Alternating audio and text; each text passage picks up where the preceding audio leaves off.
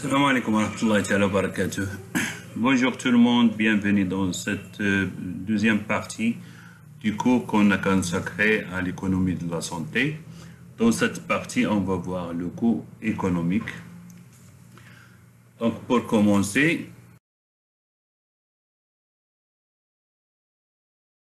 la santé n'a pas de prix, mais elle a un coût. Définir quelques concepts qui ont en relation avec le coût. Donc, on va commencer par cette question. Le coût, il peut se définir en étant l'ensemble des dépenses nécessaires à la production d'un bien ou service pendant un moment, ou l'ensemble des dépenses nécessaires à la production d'un bien ou service en plus de l'usure des immobilisations nécessaires à cette production, ou bien la résultante de la confrontation de deux forces contraires, l'offre et la demande, en plus de l'obsolescence des immobilisations des deux forces. Le prix fixé par l'institution pour un produit pour des raisons économiques et sociales. Donc, pour répondre, on va essayer de définir les concepts suivants. Donc, le coût. Il est défini comme l'ensemble des dépenses nécessaires à la production d'un bien ou d'un service, ainsi que l'usure ou l'obsolescence, c'est-à-dire l'amortissement des immobilisations nécessaires à cette production. Le prix, on le définit comme la résultante de la confrontation de deux forces contraires, l'offre et la demande. Le tarif, c'est le prix fixé institutionnellement par une autorité pour des raisons économiques ou sociales. Donc, question, le coût peut se définir comme l'ensemble des dépenses nécessaires à la production d'un bien ou service, en plus de l'usure des immobilisations nécessaires à cette production, c'est-à-dire l'amortissement. Nous passons maintenant à la raison pourquoi on va analyser les coûts. Donc, la collecte et l'analyse des données sur le coût, ils peuvent aider les responsables des programmes, aussi tous les professionnels de santé, à répondre aux questions de base sur l'efficacité, l'équité et la pérennité des activités de santé, à fournir des informations qui serviront directement à améliorer le fonctionnement des services et à assurer l'utilisation optimale des ressources limitées. Toujours on est dans l'optique de la rareté des ressources, à renforcer les programmes de santé et à améliorer la prise des décisions, c'est-à-dire opérer des choix face à la rareté. Donc, le choix par rapport au coût d'opportunité. Les ressources, elles sont, comme on a dit, limitées et polyvalentes. Il y a le problème de la rareté. Il y a des besoins qui sont nombreux et illimités. L'utilisation alternative possible de ces ressources. L'allocation des ressources de manière efficace. Donc, ça veut dire faire un choix, signifie opter pour quelque chose et abandonner une autre opportunité. Tout choix induit une perte ou un coût. Les économistes utilisent le terme de coût d'opportunité pour désigner ce coût. C'est quoi le coût d'opportunité? C'est la meilleure option alternative sacrifiée. Passer maintenant à la définition des coûts économiques. Donc, pour ces 5 prochaines slides, donc c'est le résumé du cours. Donc, le plus important, c'est de comprendre ces diapos suivantes. Donc, tout d'abord, nous allons définir qu'est-ce que le coût économique. Donc, le coût économique, il se différencie des coûts financiers. Le premier, il traite la maladie. Donc, il est financé par le coût de traitement de la maladie, mais aussi les frais de roulement des structures sanitaires, les hôpitaux et les centres de soins de santé primaires, les pertes de revenus et les frais d'invalidité pour les malades. Le coût financier, il permet donc le coût économique, il permet de comprendre les effets de la maladie sur la société en général. Le coût financier est moins large et il représente les frais directement engagés par le patient ou l'organisme d'assurance maladie dans le cadre du tiers paiement. Restons dans le coût économique. Donc le coût économique, il est réparti ou il se divise en 3 types de coûts. Donc ce qu'on appelle les coûts directs, les coûts indirects et les coûts intangibles. Donc les coûts directs, c'est quoi les coûts directs? Les coûts directs sont les coûts actuels des traitements ou de la prévention. Donc ils se mesurent en unités monétaires, par exemple pour nous c'est le dirham, ou en unités naturelles, c'est-à-dire les ressources utilisées. Notez bien qu'il est à noter que les coûts directs sont plus élevés que les coûts financiers à cause des frais supportés par d'autres postes budgétaires, notamment les frais d'investissement pour les structures hospitalières et d'autres structures. Les coûts indirects, c'est quoi les coûts indirects? Donc pour définir les coûts indirects, ils représentent les conséquences sur la morbidité, donc les conséquences sur la morbidité et la mortalité d'une maladie, le décès. Donc, en cas de décès, il faut savoir que les coûts indirects sont évalués en tenue de revenus potentiels futurs perdus. Donc, on calcule les revenus potentiels pour la personne décédée, les revenus potentiels futurs. Pour les conséquences sur la morbidité et la mortalité, par exemple, c'est la perte de revenus, les frais de transport et autres. Alors, pour les coûts intangibles, ils sont plus difficiles à quantifier et sont notamment les détresses psychologiques, la souffrance physique et les impacts sur l'entourage du patient d'une maladie.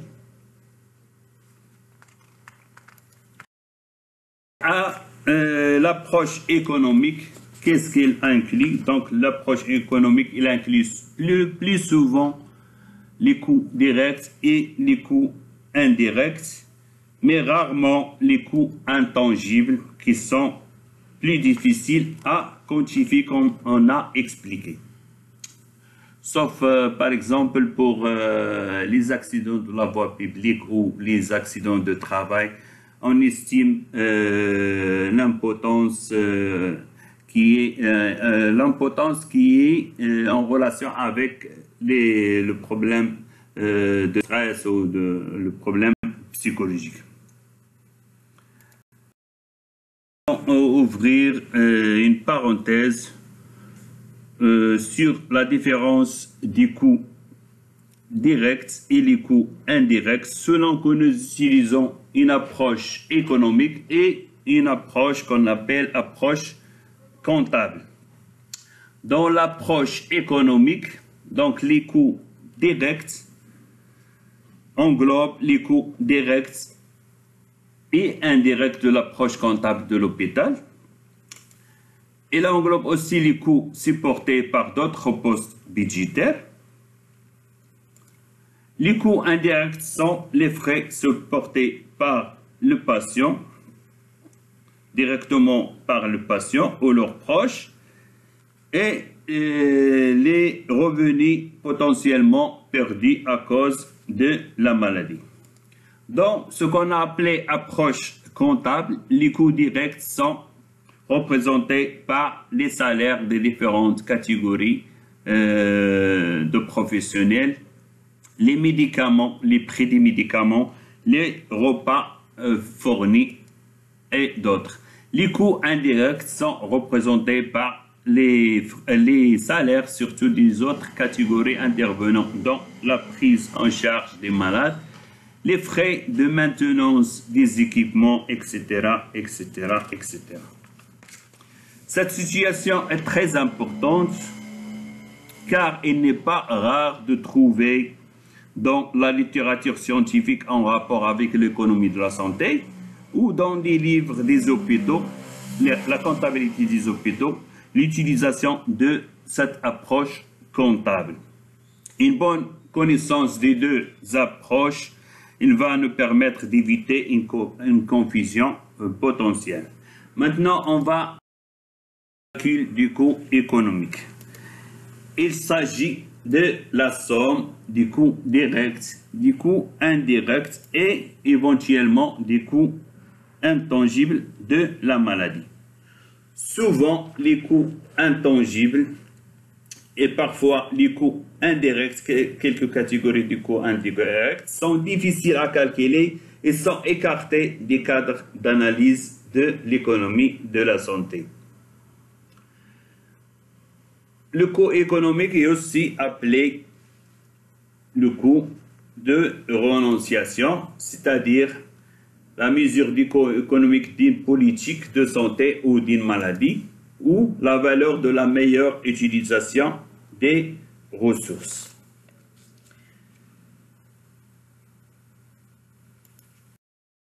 Exemple pour les coûts directs et les coûts indirects et les coûts intangibles. On va prendre par exemple la vaccination d'un enfant. Donc, ça, les coûts directs, il englobe le coût du vaccin et le coût du personnel. Les coûts indirects, c'est par exemple le déplacement de l'enfant au centre de santé, la perte de journée pour les parents qui accompagnent l'enfant. Pour les coûts intangibles, par exemple les douleurs ressenties par l'enfant ou les pleurs, la peur de l'enfant, donc c'est un exemple qui peut mieux cerner cette donnée de coûts directs, coûts indirects et coûts intangibles. Il n'y a pas seulement dans la typologie du coût, il n'y a pas seulement les coûts directs, indirects et intangibles. Il y a des coûts qu'on appelle coûts spécifiques, donc le coût total, le coût moyen et le coût marginal. Selon le volume d'activité, on peut avoir des coûts variables et des coûts fixes. Selon l'utilisation faite des ressources, on peut avoir des coûts d'investissement et des coûts de fonctionnement. Selon la fonction du temps, en fonction du temps, on peut avoir des coûts historiques, des marchés prévisionnels ou actualisés. Les coûts partagés sont les coûts directs et indirects. Donc, pour ces différents types de coûts, les coûts directs qu'on a déjà définis, ce sont la valeur des biens et services pouvant être directement imputés à la production d'une prestation. Les coûts indirects, valeur des conséquences liées à un phénomène, une action ou un programme, donc perte de production de l'individu malade, incapable de travailler. Les coûts intangibles sont psychologiques, ils concernent les pertes d'activités domestiques par exemple, et d'activités de loisirs et la souffrance physique et morale.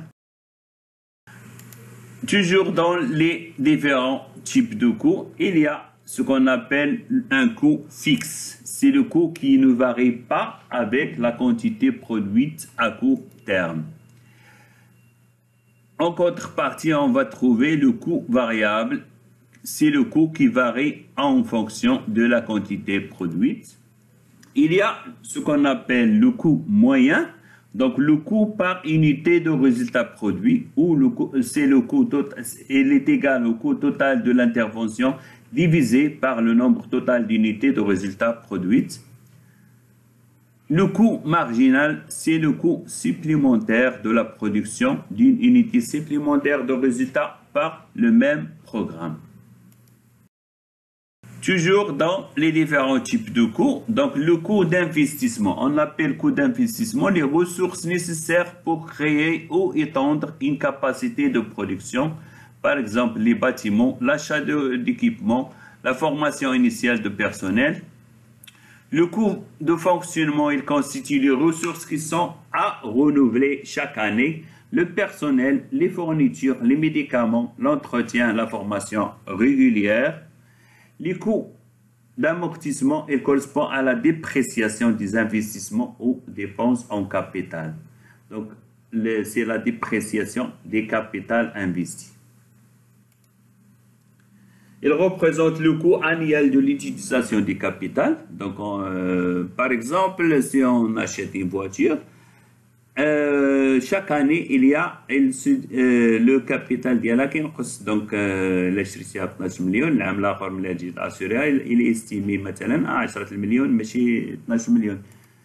Défini à partir de la perte de valeur d'un équipement ou d'une bâtisse, ce qu'on a expliqué, il exprime la dépréciation annuelle d'un bien durable due à l'usure ou à l'obsolescence. Maintenant, on va passer à une question pratique, comment calculer le coût. Donc, pour le coût moyen, on appelé coût moyen, donc le coût total, c'est le coût total rapporté à la quantité. Donc, le coût moyen est égal au coût total sur la quantité. Ou bien le coût moyen, c'est le coût fixe moyen plus le coût variable moyen, c'est-à-dire le coût total sur la quantité. Avec le coût fixe moyen est égal au coût fixe sur la quantité et le coût variable moyen est égal au coût variable sur la quantité. Pour le coût marginal, c'est le rapport entre la variation, notez bien, la variation du coût total à celle de la quantité produite. Il s'écrit comme ça. Donc, le coût marginal est égal à la variation du coût total sur la variation de la quantité. Un exemple pour comprendre tout ça. Donc, on va prendre l'exemple des accouchements au sein d'une maternité.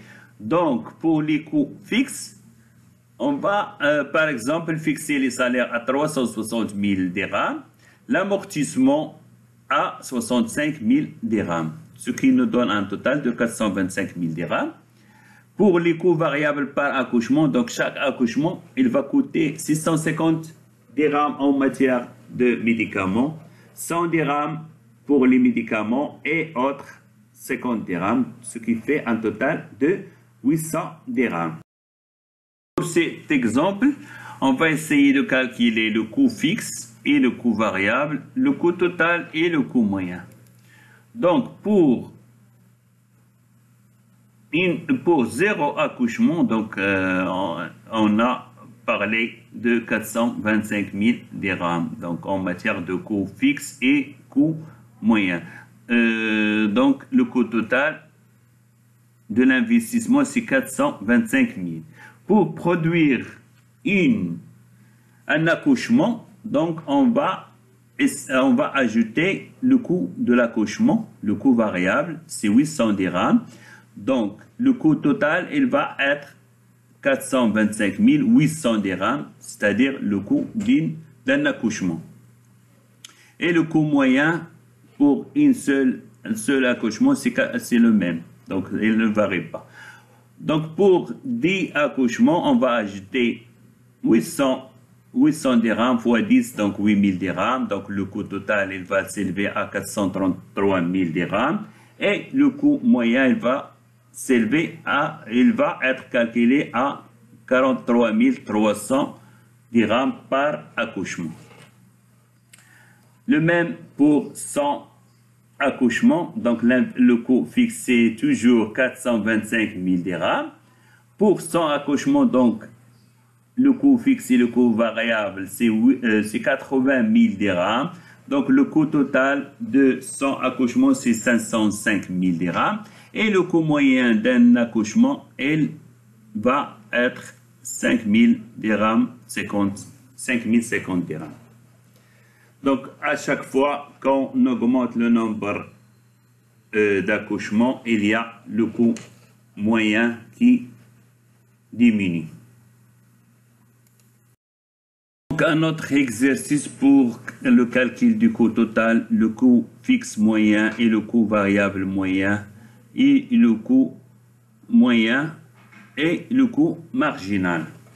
Donc, pour la production de 0 unité, on a un coût fixe de 50 et on a un coût variable de 0, donc parce que 0 unité est égal à 0 coût variable. Pour la production de 2 unités, donc un coût variable de 40. pour 20, 90, ainsi de suite. Donc, on nous est demandé de calculer le coût total, le coût fixe moyen, le coût variable moyen, et le coût moyen et le coût marginal. Donc, donc, pour la production de 50 unités, un coût fixe de 50, un coût total de 50, pas de coût variable et pas de coût fixe moyen. Pour la production de 10 unités, donc on va engager un coût fixe de 50 et un coût variable de 40, avec un coût total de 90. Donc un coût fixe moyen, donc c'est le coût fixe divisé par la quantité, donc c'est 5. Pour le coût variable moyen, donc c'est le coût variable divisé par 10, donc c'est 4. Pour le coût moyen, c'est le total donc de 4 plus 5. Et le coût marginal, c'est la variation du coût fixe moyen et le coût, la variation du coût fixe moyen et le coût variable moyen. Donc 90 moins 50, c'est 40. D'accord? 40 divisé par 10, c'est 4. La même chose pour 20 unités, donc un coût fixe de 50, un coût variable de 90, un coût total donc de 50 plus 90, c'est 140. Donc un coût fixe moyen, donc c'est 50 divisé par 20, c'est 2,5. Un coût variable moyen, donc c'est 90 divisé par 20, c'est 4,5. D'accord? Et un coût moyen, donc c'est 4,5 plus 2,5, c'est 7. Un coût marginal, donc c'est la variation entre 140 et 90, ce qui nous donne 50. Et la variation entre la quantité produite, 20 moins 10, c'est 10. Donc ça nous donne un coût marginal de 5. Donc chaque unité supplémentaire, il demande 5 unités monétaires supplémentaires. Ainsi prend fin cette présentation sur le coût économique et les différentes typologies du coût. Je vous remercie de votre attention et je vous donne rendez-vous pour la prochaine partie du cours qui sera consacrée à un chapitre important, c'est les évaluations économiques. Merci une autre fois pour votre aimable attention et à la prochaine.